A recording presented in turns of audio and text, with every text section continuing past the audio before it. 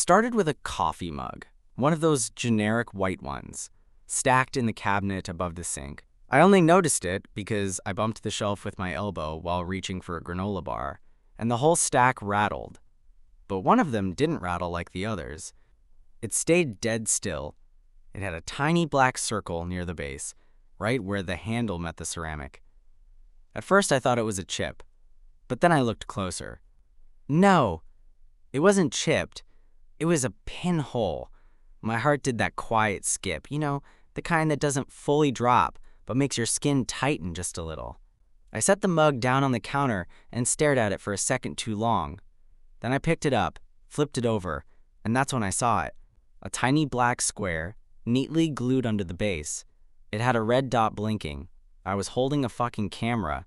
That's when the adrenaline kicked in.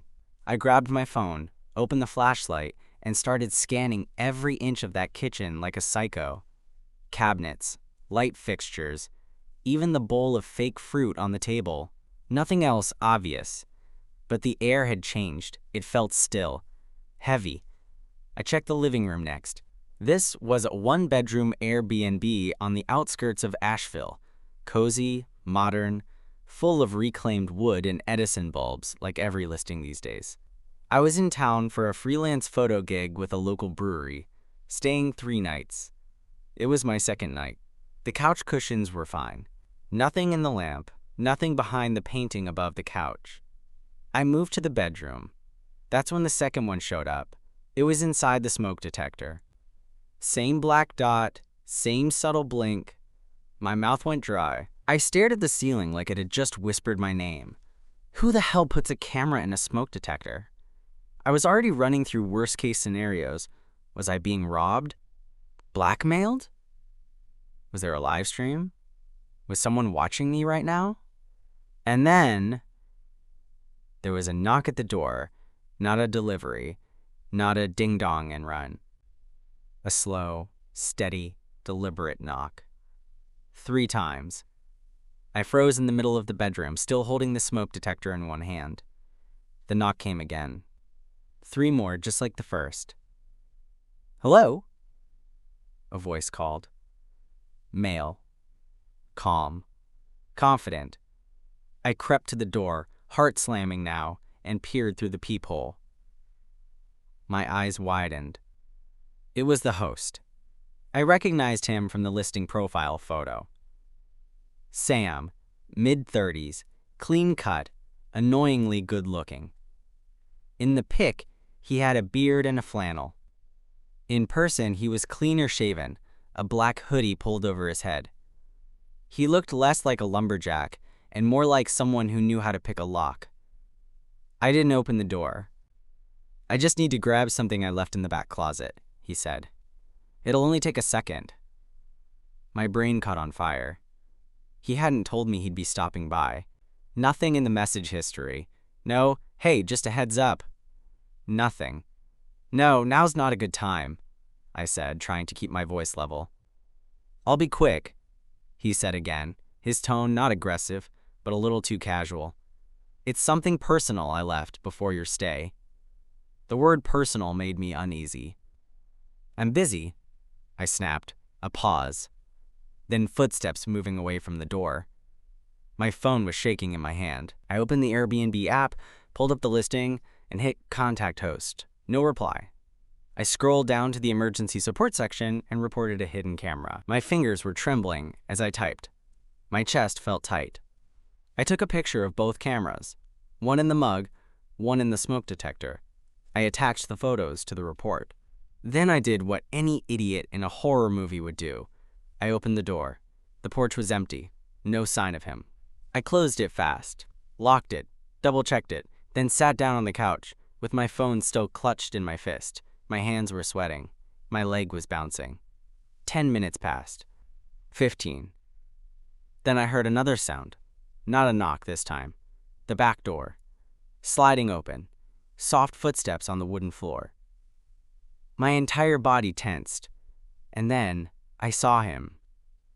Sam. Standing in the kitchen. Like he'd never left. His eyes met mine. "I think we need to talk." I stood up too fast, and nearly tripped over the edge of the rug. How the hell did you get in here? Sam raised his hand slightly, like I was holding a weapon instead of just staring at him like a cornered animal. I didn't mean to scare you, he said slowly. The back door has a key lock. It's my property. I wasn't trying to sneak up on you. You literally snuck up on me, I snapped, my voice breaking somewhere between fear and anger. You didn't even tell me you were coming. I did message you, he said calmly, pulling out his phone.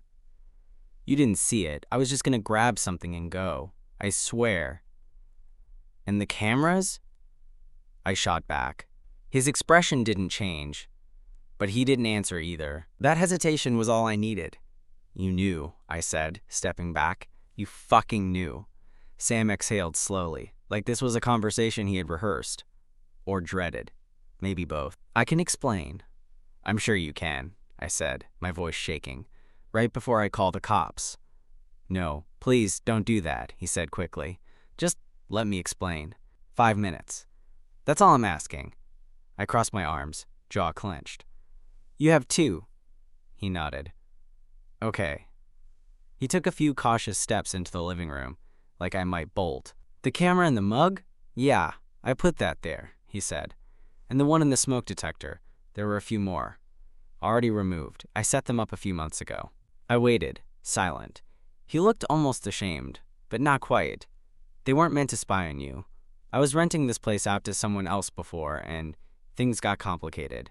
He trashed the place, stole stuff. I didn't feel safe having strangers in my property anymore, so I set up the cams. And you never turned them off, I said. I forgot, he admitted.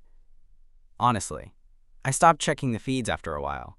I meant to take everything down, but then you booked, and I didn't have time to get out here before your stay. I didn't think that I'd find them, that you'd even notice them, he said, a little too honestly. There was a long pause. The silence was louder than anything we'd said. I narrowed my eyes. But you were watching.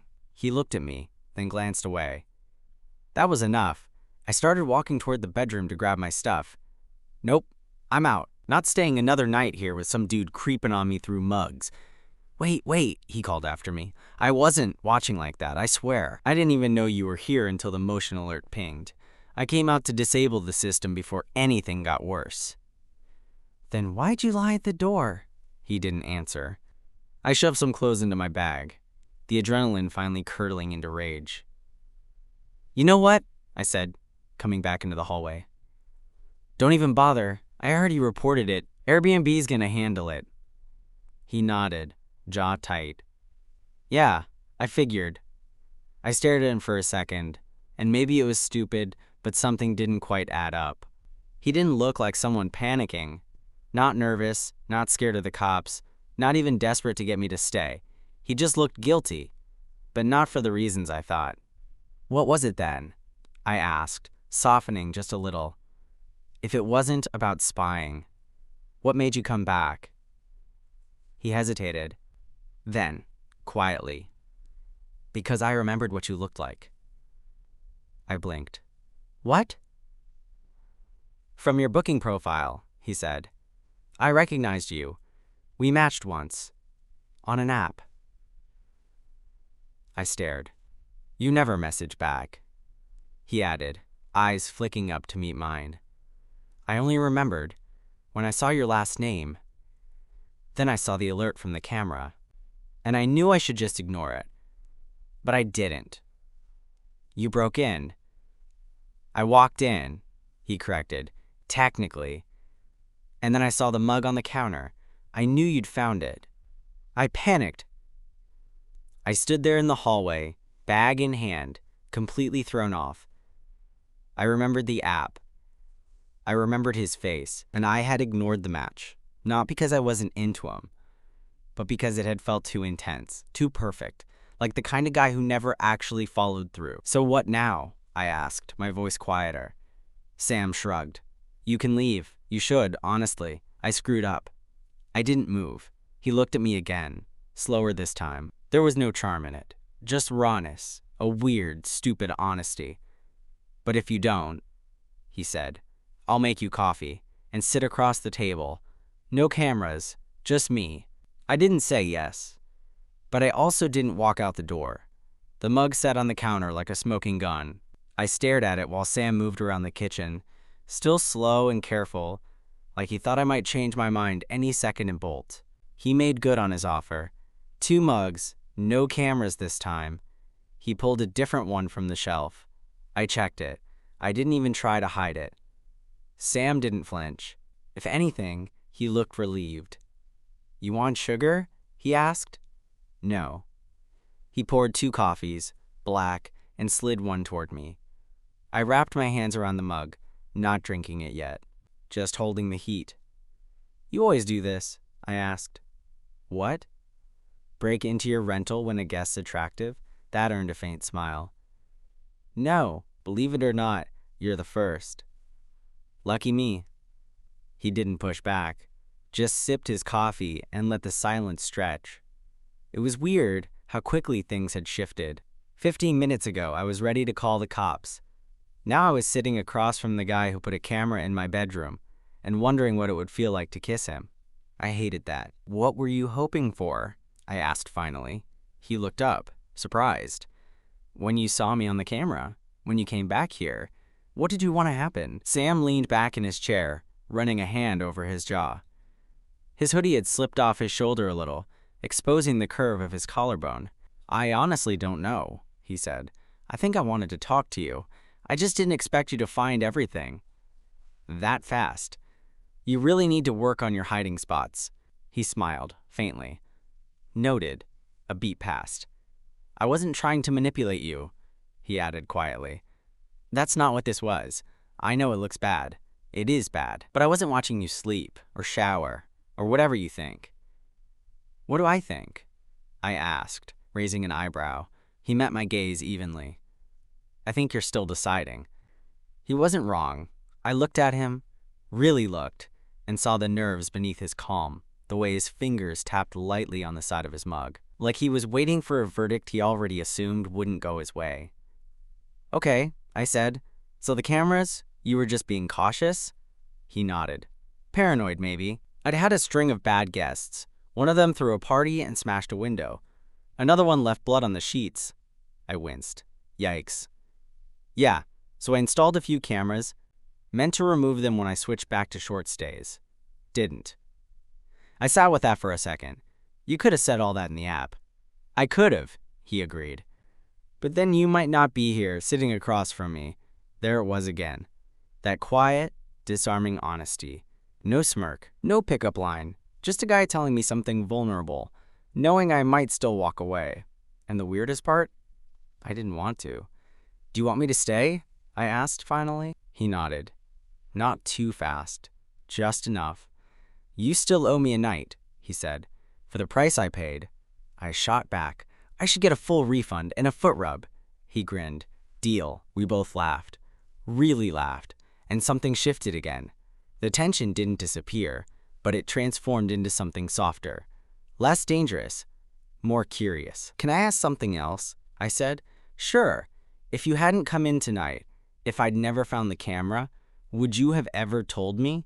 He looked down at his mug, then back at me. "I'd like to think I would have. Eventually. But maybe I needed the threat of you leaving to say it." That was honest. Almost painfully so. I finished my coffee. "All right," I said, standing up. "I'll stay." Sam's eyes lit up, but I held up a finger. "On one condition." He raised an eyebrow. "Which is?" "I sleep in your room." He blinked. "What? You've got the only room in this house that's guaranteed to be camera-free," I said, dead serious, "unless you're hiding something under the mattress." Sam laughed, standing too. "My bed's a mess." "Don't care." He studied me for a moment. "And what happens if we can't keep things casual?" I shrugged.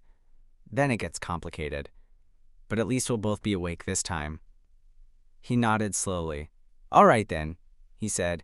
"My room it is." His bedroom was darker than I expected. Not gloomy, just dim. One lamp on the nightstand. Soft amber light. Warm enough to see by, but not enough to really read. The bed wasn't messy, not in a chaotic way. More like someone had tossed the blankets back in a rush, and never came back to fix them.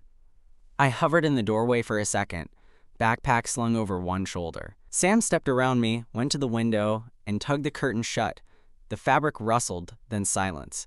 He turned back to face me. "You sure about this?" he asked, and for the first time since he walked into that kitchen, he sounded unsure, like the cool, confident guy from the listing photos had stepped aside. And now it was just him. Real, unfiltered. I dropped my bag on the floor. "I wouldn't be here if I wasn't." He nodded, once, but didn't move. So I did. I kicked off my shoes, peeled off my hoodie, and sat on the edge of the bed. The mattress creaked softly beneath me. He watched me, but not in a creepy way. More like he still didn't quite believe I was staying. "You don't have to." "I know," I interrupted, looking up at him, "but I want to." He stood there for another beat, then pulled his sweatshirt over his head and dropped it onto the chair near the door. Underneath, he wore a plain gray t-shirt that clung just enough to show his shape. Athletic, but not showy. The kind of build you only notice when he moves a certain way. He walked over slowly, sat down beside me. "We didn't touch." "Not yet.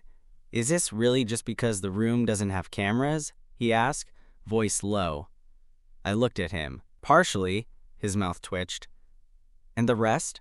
I hesitated. "I think I want to know what kind of guy breaks into his own Airbnb just to talk to someone who ghosted him on a dating app." He smiled, a real one this time. "What if I said I didn't even remember matching until I saw your face?" "Then I'd call bullshit." "Fair." We were quiet for a second, then his hand moved. Slowly, casually, resting on the bed between us. Not touching me, but close. A silent invitation. I turned toward him, letting my knee brush against his. It felt weirdly normal. Like we'd done this before. Like this wasn't the first night we'd ever been in the same room. "You know I still might leave in the morning," I said. "You know I wouldn't blame you. But if I stay..." His eyes met mine. "If you stay?" I leaned in just enough that I could feel the heat off his skin. Just enough to make him pause, breathing a little shallower now. "Then I want a different story to tell." He raised an eyebrow. "Different from what?" I found a hidden camera and ran. Sam's gaze dropped to my mouth, then back up. "What kind of story are we talking about?" I smiled. "One that ends better." We were so close now I could feel his breath. So I kissed him. It was slow, careful. The kind of kiss that asks instead of assumes. He didn't rush. Didn't grab me or push me back. He let it happen, and when I pulled back just slightly to breathe, his hand found my knee, resting there gently. "I've wanted to do that since you matched with me," he said, a little out of breath. "You should have messaged first. I thought you weren't into guys like me." I leaned in again. "I'm into real." He kissed me this time. Deeper, hungrier.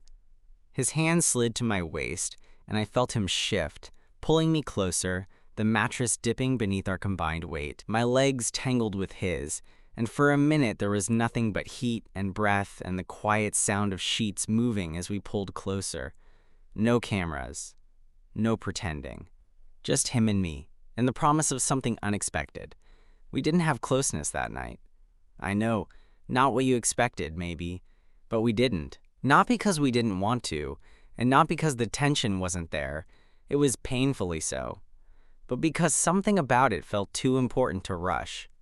Too strange and specific and sharp-edged to smooth over with just physical release. Instead, we lay there, not awkward, not platonic, just in it. His hand eventually found my chest, resting there with an absent-minded rhythm, fingers tracing the edge of my collarbone. We talked a little, quietly, like the room had ears, but it wasn't deep stuff. No life stories, no childhood traumas, just small things. Like how he'd never planned to rent this place out full-time, but the market tanked, and he needed the extra income. How he hated the wood paneling in the kitchen, but everyone on Airbnb seemed to love it. How he'd matched with a dozen guys in the last year, but hadn't met any of them in real life.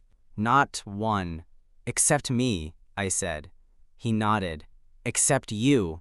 Then, a pause. Did you actually ghost me? He asked. Or were you just busy? I rolled my eyes, smiling against the pillow. That depends. Is ghosting still ghosting if we never messaged in the first place? Ah, he said. So I was pre-ghosted. Exactly, he laughed. Then, quieter. What would have happened if I'd messaged you that night? I shrugged, not looking at him. You probably would have gotten a weird 3-word reply, then nothing for 2 weeks, then I'd maybe like one of your pictures and never speak again. So, progress, he teased. I turned to face him. And what would have happened if I'd messaged you? Sam looked at me, that same soft seriousness coming back. I would have replied. He didn't say it with bitterness. Just fact. Like a simple truth he'd already accepted. I felt that.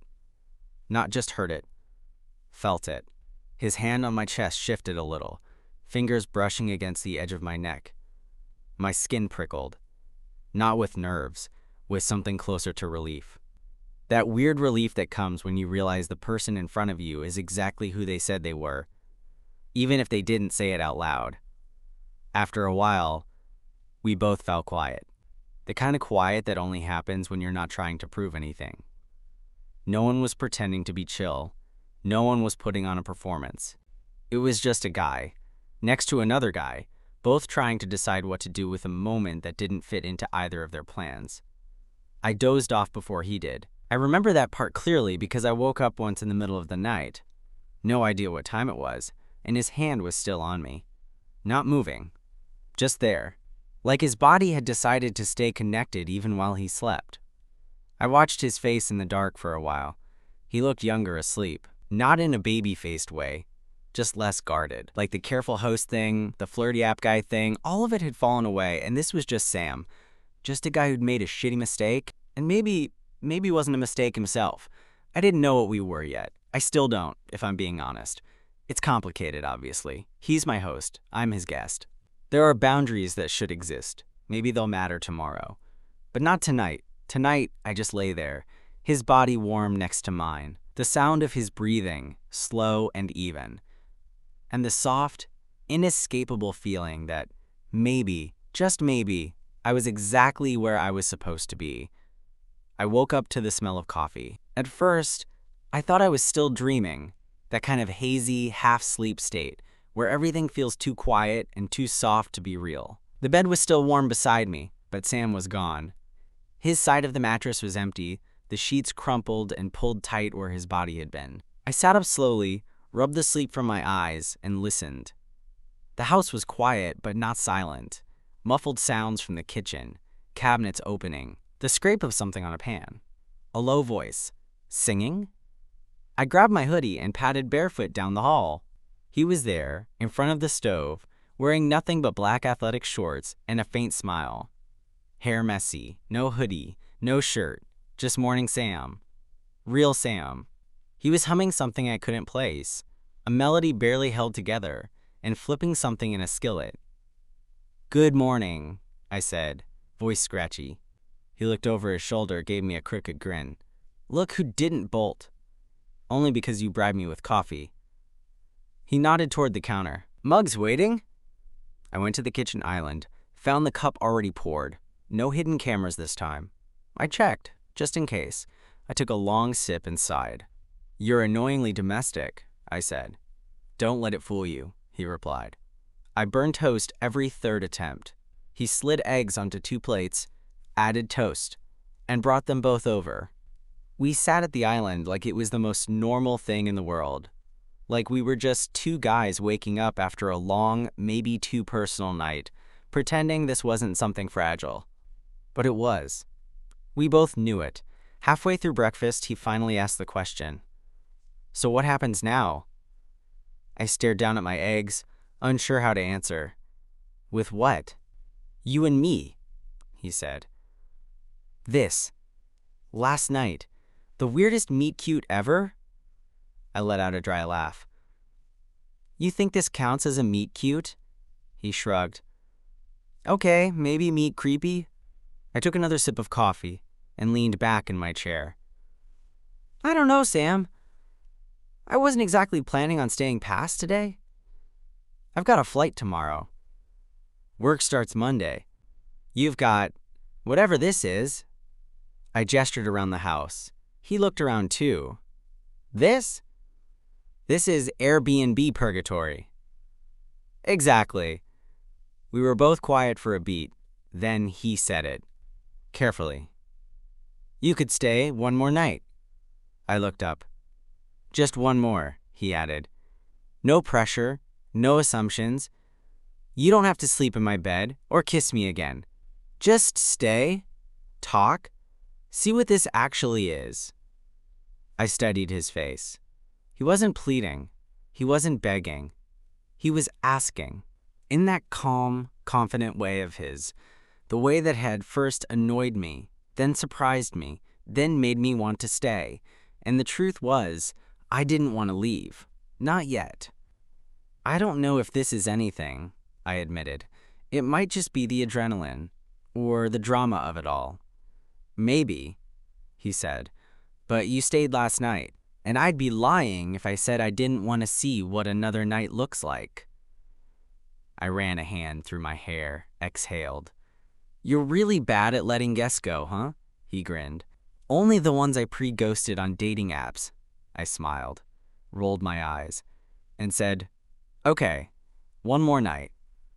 His face softened just a little, but no more surprises, I added. Seriously. No cameras, no sneaking in, just me. I held out my pinky. He looked at it, amused. Really? Pinky swear. He wrapped his finger around mine. Warm. Solid. I'll even let you pick the movie tonight, he said. I nodded. But I get the good side of the bed, he laughed. Deal. That night, it rained. Hard. The kind of rain that taps on the windows like it's trying to get in. Steady and rhythmic. A quiet drumbeat in the background as Sam and I sat on the couch, wrapped in a shared blanket, watching a movie we weren't really watching.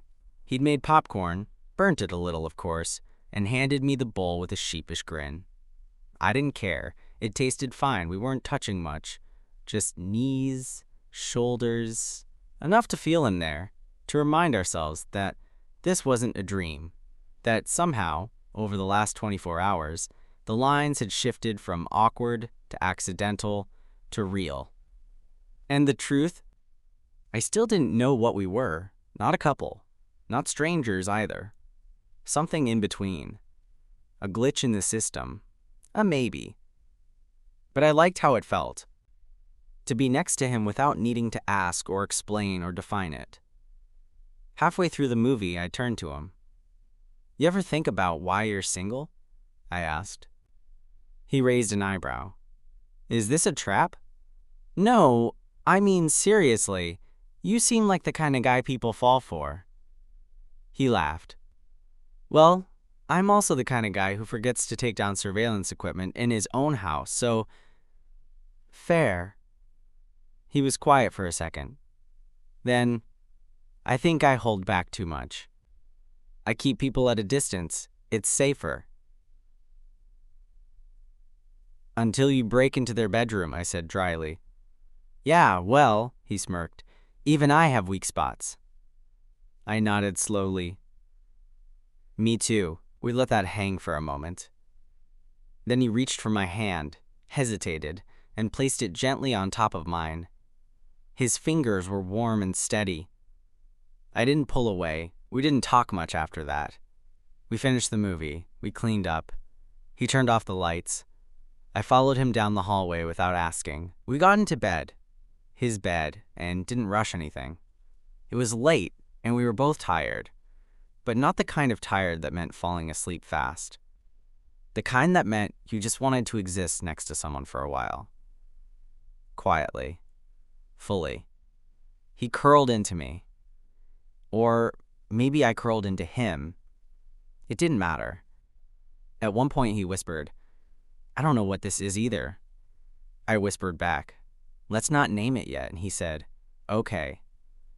The next morning, I packed. I didn't want to, not in a dramatic way, just in a quiet, reluctant way. I moved slowly, folding clothes I usually crumpled, brushing my teeth while staring too long at the mirror. Sam was in the kitchen, again, pretending not to be listening for the sound of my zipper closing. I walked out with my backpack over one shoulder. He turned when he saw me. No apron. Just another coffee mug in his hand. A real one this time. I checked. He saw me check and smirked. "You're gonna tell this story, aren't you?" he said. I shrugged. "Eventually." "To who?" "Whoever asks." He nodded. "And what are you gonna say about me?" I stepped closer. "That you're a weirdo who doesn't know how to communicate like a normal person." "Ouch. And that I liked you anyway." He smiled, wide this time, almost smug, but not quite. I put down my bag, reached into my pocket, pulled out a Sharpie I'd used for work.